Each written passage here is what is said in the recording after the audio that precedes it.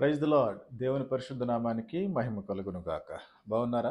మరొకసారి మీ ముందుకు రావడానికి దేవుడు నాకు ఇచ్చిన మంచి అవకాశాన్ని బట్టి దేవుని నామాన్ని ఎంతగానో మహింపరుస్తున్నాను. ప్రియులరా, కొద్ది సమయం దేవుని యొక్క వాక్యాన్ని ధ్యానం చేద్దాం. పరిశుద్ధాత్ముడు నా మదిలో పెట్టినటువంటి ఆ యొక్క వాక్య భాగాన్ని, శ్రేష్టమైనటువంటి మాటను మీతో పంచుకోవాలని ఆశపడుతున్నాను.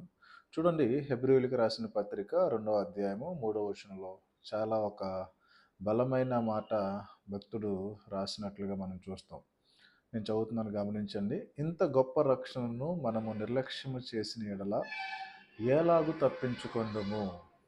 హల్లెలూయా. మరొకసారి నేను జ్ఞాపకం చేస్తున్నాను, చూడండి. ఇంత గొప్ప రక్షణను మనము నిర్లక్ష్యము చేసిన ఎడల ఎలాగు తప్పించుకొందుము. నిజమే కదా? సంఘము ప్రియులరా, ఒకసారి కనుక ఆలోచన చేసినట్లయితే మనము యేసు ప్రభు దగ్గరికి ప్రారంభ దినాల్లో వచ్చినప్పుడు, లేకపోతే ఆ యొక్క ప్రారంభ దినాల్లో ఒక విశ్వాస యొక్క ఆలోచన ఏ విధంగా ఉంటుందంటే, నేను రక్షించబడితే చాలు, నేను పరలోకానికి వెళ్తే చాలు అన్న ఒక మంచి ఆలోచనతో దేవుని దగ్గరికి వచ్చి ఆయన ఇచ్చేటువంటి మారు మనసును, ఆయన ఇచ్చేటువంటి రక్షణ వస్త్రం తీసుకోవడానికి ఇష్టపడతాడు. క్రమేపీ ఆ యొక్క ఆలోచన ఏవైతుందో తెలుసా? నన్ను ఆశీర్వదించాలి, నన్ను దీవించాలి, నన్ను స్వస్థపరచాలి, నన్ను హెచ్చించాలి, నన్ను ఘనపరచాలి అని చెప్పేసి దేవుడిచ్చేటువంటి ఆ యొక్క ప్రాముఖ్యమైనటువంటి రక్షణ మీద ఉండాల్సినటువంటి మన యొక్క మనస్సు ఏదైతే ఈ లోకంలో మనకి ఘనతనిస్తాయో, మెప్పునిస్తాయో, ప్రాముఖ్యతనిస్తాయో వాటి మీదకి వెళ్ళిపోయేటువంటి ప్రమాదం చాలా చాలా వరకు ఉంటుంది. ఉండడమే కాదు, దేవుడిచ్చిన రక్షణను మనము పక్కన పెట్టేసి దేవుడిచ్చే ఆశీర్వాదాల కొరకు ఎక్కువగా ప్రయాసపడుతున్నట్లు ఈ దినము సంఘము కనపడుతుంది. మీరు ఆలోచన చేయండి. ఆ యొక్క రక్షణ గురించి ఇక్కడ రాయబడినటువంటి మాట ఏంటో తెలుసా? గొప్ప రక్షణ. అది ఎవరిస్తారు? ప్రభు అయిన యేసుక్రీస్తు ద్వారా మాత్రమే మనకి అనుగ్రహించబడుతుంది. చాలా సందర్భాల్లో గొప్ప ఆశీర్వాదము, గొప్ప ఘనత అంటాం కదా. మనకి ఈ లోకంలో, పరలోకంలో కూడా మనకి దేవుడిచ్చేది గొప్ప బహుమానం ఏదైనా ఉంది అని అంటే అది రక్షణ ద్వారానే. ఇంకో మాట నన్ను చెప్పనివ్వండి.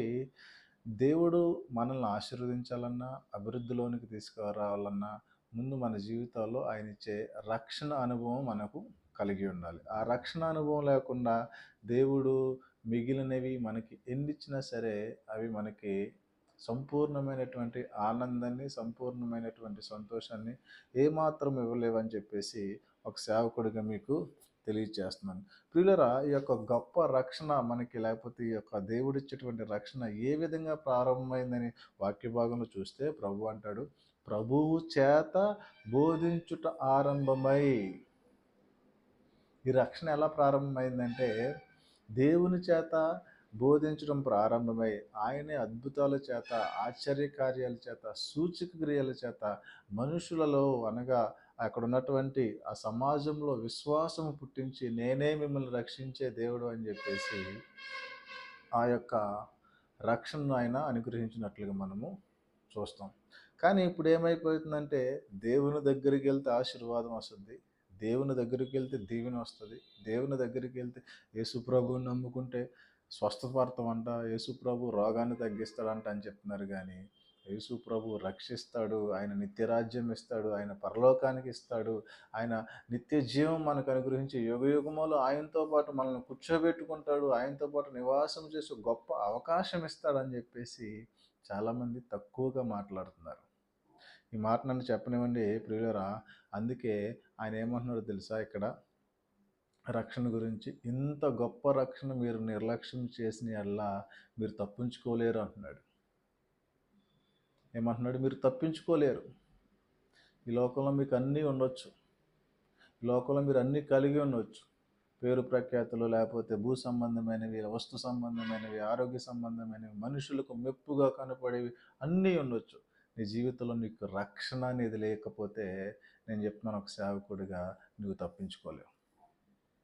అయితే ఆ తప్పించుకోలేవు అన్న దేవుడు ఏమంటున్నాడు తెలుసా? నన్ను అంగీకరిస్తే నేను నీకు నిత్యరాజ్యము ఇస్తాను అని చెప్పేసి అంటున్నాడు. అందుకే ప్రియులరా, జక్కయ్య గురించి ప్రభు మాట్లాడుతూ ఏమన్నాడు తెలుసా? జక్కయ్య, నీ ఇంటికి రక్షణ వచ్చి ఉందన్నాడు. జక్కయ్య ఇంటికి రక్షణ వచ్చిందంట. అప్పటి వరకు జక్కయ్య పరిస్థితి చాలా ఘోరం. అతన్ని ఒక పాపిగా, అతన్ని ఒక అన్యాయస్తుడిగా, అతన్ని ఒక పొట్టివాడిగా, సమాజంలో విలువ లేనివాడిగా, ఇతడు ప్రజల దగ్గర డబ్బు దోచుకునేవాడు, లేకపోతే అన్యాయంగా రొక్కము కట్టించుకునేవాడు, లేకపోతే అన్యాయంగా వడ్డీకి ఇచ్చేటువంటి వ్యక్తి అని చెప్పేసి జక్కయ్యకి అసలు గుడ్ నేమ్ అనేదే లేదు. కానీ అటువంటి పాపి అయినా, అన్యాయస్తుడైనా, లేకపోతే లోకంలో ఉన్న వాటి కోసం ప్రాకులాడుతున్న జక్కయ్య ఇంటికి వెళ్ళి దేవుడు ఏమన్నాడు తెలుసా? జక్కయ్య, చెట్టు దిగు, ఇదిగో నేను నీ ఇంటికి రాబోతున్నాను, నీ గృహంలోకి రాబోతున్నాను, ఇదిగో నీ ఇంటికి రక్షణ వచ్చింది అని చెప్పేసి జక్కయ్యతో మాట్లాడినట్లుగా మనం చూస్తాం. ఆ మాట వెంటనే జక్కయ్య విని ప్రభువుని సొంత రక్షకుడిగా అంగీకరించాడు. అక్కడ రాయబడిన మాట చూస్తే లోకసువార్త 19వ అధ్యాయం 10వ వచనంలో ఒక మాట ఉంటుంది. నశించిన దానిని వెదకి రక్షించుటకు మనిషి కుమారుడు ఈ లోకానికి వచ్చాడని చెప్పేసి. సో అప్పుడు వరకు జక్కయ్య ఏ స్థితిలో ఉన్నాడు? నశించిపోయే స్థితిలో ఉన్నాడు. జక్కయ్య యొక్క కుటుంబము యేసు ప్రభువు గనక ఆ ఇంటికి వెళ్ళకపోతే నశించిపోయేదేమో. కానీ మనిషి కుమారుడు అనగా ప్రభు అయిన యేసుక్రీస్తు వెతుక్కుంటూ జక్కయ్య ఇంటికి వెళ్ళినట్లుగా మనకి అక్కడ లేఖనాల్లో కనపడుతుంది. వెదకి రక్షించడానికి ఆయన ఈ లోకానికి వచ్చాడంట. ఈ లోకానికి వచ్చి ఈ యొక్క రక్షణను మనకు అనుగ్రహించడానికి నీవు నేను పొందవలసిన శిక్షను, నీవు నేను అనుభవించాల్సినటువంటి ఆ యొక్క పాప భారాన్ని, శాప భారాన్ని ఆయన మీద వేసుకుని సిలువలో నీ కొరకు నా కొరకు ఆయన చనిపోయినట్లుగా మనము చూస్తాం. ఇదంతా తెలిసిన సత్యమే. కానీ మనము సత్యాన్ని విడిచిపెట్టి, ఆయన యొక్క గొప్ప విలువైన రక్షణను విడిచిపెట్టి నిర్లక్ష్యం చేసి అలక్ష్యమైన వాటి కొరకు ప్రాకులాడుతున్నాం. అందుకే పరిశుద్ధాత్ముడి దినాన్ని జ్ఞాపకం చేస్తున్నటువంటి మాట, ప్రియ సహోదరి సహోదరుడా, నీ రక్షణను జాగ్రత్తగా కాపాడుకోవాలి. దాని విషయంలో నువ్వేమాత్రం నిర్లక్ష్య వైఖరి కలిగి ఉండడానికి వీల్లేదు. ఇదే దేవుడు పరిశుద్ధ లేఖనాల ద్వారా, పౌలు భక్తుల ద్వారా సంఘానికి చాలా స్పష్టముగా మాట్లాడుతున్నటువంటి మాట. నేనేమంటున్నా తెలుసా ప్రియులరా? ఈ లోకంలో నీకు ఆశీర్వాదం ఉండొచ్చు, లేకపోవచ్చు, ధనం ఉండొచ్చు, లేకపోవచ్చు, లేకపోతే ఆరోగ్యం ఉండొచ్చు, లేకపోవచ్చు, లేకపోతే ఘనత ఉండొచ్చు, లేకపోవచ్చు. ఇవన్నీ ఉండి నీకు రక్షణ లేకపోతే నువ్వు చనిపోయినాక తప్పించుకోలేవు అంటున్నాడు దేవుడి యొక్క వాక్యం. కానీ ఇవన్నీ లేకుండా నువ్వు రక్షించబడిన వ్యక్తివైతే, నువ్వు ఆయన్ని సొంత రక్షకునిగా అంగీకరించినటువంటి వ్యక్తివైతే, అదిగో ఆ బీద లాజరు ఏ విధంగా అబ్రహాము రొమ్మును ఆనుకున్నాడో, నువ్వు కూడా పరలోకంలో క్రీస్తు పక్షాన ఆయన సింహాసనము దగ్గర కూర్చుంటావు. అంతకంటే గొప్ప అదృష్టం ఏముంది? అందుకే నేను ముందుగానే చెప్పాను ప్రియులారా, ఏమని చెప్పినా తెలుసా? యేసు ప్రభు దగ్గరికి వచ్చినప్పుడు మన ఆలోచన ఎలా ఉంటుందో తెలుసా? నేను రక్షించబడాలి, నా కుటుంబం రక్షించబడాలి, నేను పరలోకానికి వెళ్తే చాలు, ఇంకేది నాకు అవసరం లేదన్న మంచి ఆలోచనతో, మంచి దృక్పథంతో వచ్చినటువంటి మనము రక్షించబడిన తర్వాత, భక్తిలో కొంచెం ఎదిగిన తర్వాత మన యొక్క దృష్టి మొత్తం భూ సంబంధమైన వాటి మీదకి వెళ్ళిపోతుంది. ఆశీర్వాదం వైపు, దీవెన వైపు, ఘనత వైపు ఇవన్నీ ఇస్తాడు దేవుడు. ఇవ్వడు అని నేను చెప్పట్లేదు, ఇవన్నీ దేవుడు అనుగ్రహిస్తాడు. కానీ వీటికంటే కూడా నీ యొక్క విలువైన సమయం, లేకపోతే నీ యొక్క ఆ యొక్క మనస్సు దేని మీద ఉండాలి అని అంటే, దేవుడిచ్చినటువంటి రక్షణ మీద ఉండాలి. దేవుడు అనుగ్రహించు ఆ యొక్క మారు మనస్సు మీద నీ యొక్క హృదయము ఉండాలి. ప్రతిరోజు నువ్వు చేయవలసినటువంటి పని ఏంటో తెలుసా? ప్రభా, నేను పాపిని, నన్ను రక్షించినందుకు నీకు స్తోత్రాలు, నా కొరకు నువ్వు రక్తము కార్చినందుకు నీకు స్తోత్రాలు, నా నిమిత్తం నువ్వు చనిపోయి నాకు నిత్య జీవం అనుగ్రహించినందుకు నీకు స్తోత్రాలు అని చెప్పేసి ప్రతిదినము నీకు ఇచ్చినటువంటి రక్షణ బట్టి దేవుణ్ణి స్తుతించాలి. ఒక వ్యక్తిని మీకు పరిచయం చేయాలని ఆశపడుతున్నాను ప్రియులారా. చూడండి, పాత నిబంధనలు నోవాహు అనేటువంటి వ్యక్తి మనకు కనబడతాడు. నోవాహు దేవుడు ప్రత్యక్షమై, ఇదిగో నేను ఈ భూమి అంతటిని నాశనం చేయబోతున్నాను, నీ కొరకు నీ కుటుంబం కొరకు ఒక వాడని సిద్ధపరచు అని అంటే, నోవాహు వెళ్ళి దేవుని మాటకు లోబడి విధేయత చూపించి ఒక వాడని నిర్మించుకుని తనను, తన యొక్క కుటుంబాన్ని రక్షించుకున్నట్టుగా మనకి లేఖనాల్లో కనపడుద్ది. నోవాహు గనుక ఇతర ప్రజలకు వలె దేవుడు చెప్పిన మాటకు అవిధేయత చూపించి దేవుని మాటకు విధేయత లేకుండా తన ఇష్టానుసారంగా బ్రతికినట్లయితే మిగిలిన ప్రజల వలె మిగిలిన జనాంగం వలె అతను కూడా ఆ యొక్క జల ప్రవాహంలో కొట్టుకుపోయేవాడేమో. మాటలు వింటున్న ప్రియ సహోదరి సహోదరుడు, ఒక్కసారి ఆలోచన చేద్దాం. నువ్వు రక్షించబడ్డావా? నువ్వు రక్షించబడితే ప్రైజ్ లార్డ్, దేవునికి స్తోత్రం. ఆ రక్షణ కాపాడుకునే విషయంలో నువ్వు జాగ్రత్తగా ఉండాలి. లేదు ఇంక నేను రక్షించబడలేదు అని అంటే ఎందుకో దేవుడు మాట్లాడుతున్న మాట, నువ్వు రక్షించబడాలనేది దేవుని చిత్తం. నువ్వు పరలోకానికి వెళ్ళాలనేది దేవుని చిత్తం. ఆయనతో యుగయుగాలు గడపాలనేది దేవుని చిత్తం. అందుకే ఆయన ఈ లోకానికి వచ్చినట్లుగా మనం లేఖనాలు ఇంతకుముందు కూడా చూసాం. సో ఈ మాటలు వింటున్న నువ్వు ఇంకానూ రక్షించబడకపోతే, మారు మనసు అనుభవం నీకు లేకపోతే, సొంత రక్షకునిగా యేసు ప్రభువు నువ్వు అంగీకరించకపోతే, దేవుడు అంటున్నాడు, ఇదే మంచి గడియ, నేడే రక్షణ దినము అని చెప్పేసి అంటున్నాడు.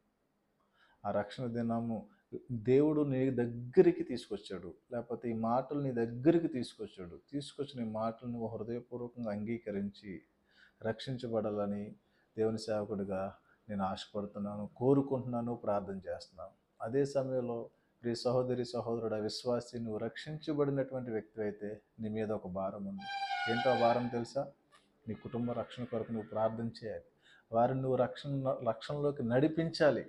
ఎలా నడిపించాలి? నోవాహు ఏ విధంగా అయితే తన యొక్క కుటుంబాన్ని అంతటిని ఓడలోనికి నడిపించాడో, ఆ విధంగా రక్షించబడినటువంటి నీవు ఏం చేయాలో తెలుసా? నీ కుటుంబాన్ని అంతటిని రక్షణలోకి నడిపించాలి. అలా నడిపించడానికి పరిశుద్ధాత్మ దేవుని యొక్క సహాయం నువ్వు అడుగు. నువ్వు ప్రార్థించడం ప్రారంభం చేస్తే ఆయన కార్యం చేయడం ప్రారంభము చేస్తాడు. మరొకసారి నేను జ్ఞాపకం చేస్తున్నాను, ఎందుకో దేవుడు బలముగా నన్ను ప్రేరేపించినటువంటి యొక్క మాటను మీకు జ్ఞాపకం చేస్తున్నాను. ఇంత గొప్ప రక్షణ, ఎందుకంటే గొప్పదేమీ లేదు. దేవుడిచ్చే వాటిలో, దేవుడు మనకు అనుగ్రహించినటువంటి బహుమానంలో, దేవుడు మనకు అనుగ్రహించే ఆశీర్వాదాల్లో రక్షణకు మించిన గొప్పది ఏదీ లేదు. మిగిలినవన్నీ దీని తర్వాతే. రక్షణ ద్వారానే మనకి ఇంకా ఈ యొక్క లోకంలో ఏది కావాలన్నా కానీ దేవుడు మనకి అనుగ్రహిస్తాడు. దేవుడిచ్చినటువంటి రక్షణనే మనం నిర్లక్ష్యం చేసేసి వేరే వాటి మీద మనం ఆధారపడుతున్నట్లయితే, వేరే వాటి మీద మనం ఆశపడుతున్నట్లయితే, ప్రియ సహోదరి సహోదరుడు, ఏ విధంగా మనల్ని ఆశీర్వదిస్తాడు దేవుడు? ఒకసారి ఆలోచన చేయాలి. కాబట్టి నేను చెప్తున్నటువంటి మాట ఏంటో తెలుసా? నీవు రక్షించబడాలి, నీ కుటుంబం రక్షించబడాలి, మనందరము కూడా ఆయన యొక్క రాకడకు సిద్ధపడాలి. ఆయన రాకడైనా జరగాలి, మన యొక్క పోకడైనా జరగాలి. ఈ యొక్క క్రమంలో మన యొక్క రక్షణ మనము జాగ్రత్తగా కాపాడుకోవాలి. ఇంకా చెప్పుకుంటూ పోతే చాలా మాటలు ఉన్నాయి, కానీ ఒక మాట నేను జ్ఞాపకం చేస్తాను. రోమపత్రికలో అంటాడు, సమీపముగా ఉన్న రక్షణ అంట. మనం విశ్వాసులమైనప్పటికంటే రక్షణ మనకి మరి సమీపముగా ఉందని చెప్పేసి లేఖనంలో రాయబడింది. అదేంటంటే మనం రక్షించబడ్డాం కానీ అంటే, రక్షించబడుచున్న మనకు దేవుని యొక్క శక్తి అని అంటాడంట.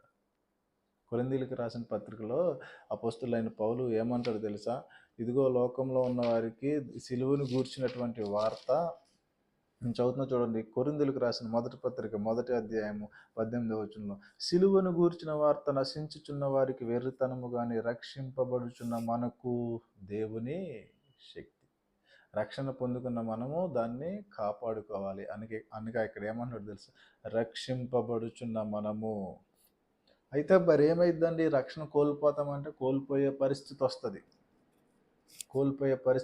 అందుకే మీరు విశ్వాసులైనప్పటికంటే రక్షణ మీకు మరి సమీపముగా ఉన్నది అని చెప్పేసి అంటున్నాడు. మీకు తెలుసా, 10 మంది కన్యకుల యొక్క కథ కనుక మనం చూసినట్లయితే, ఆ యొక్క వృత్తాంతం కనుక మనం గమనించినట్లయితే, 10 మంది రక్షించబడిన వారే, 10 మంది విశ్వాసులే, 10 మంది సంఘములో ఉన్నటువంటి వ్యక్తులే. కానీ దేవుడు వచ్చినప్పుడు అంట 5గురే సిద్ధపడ్డారంట, 5గురు సిద్ధపడలేదంట.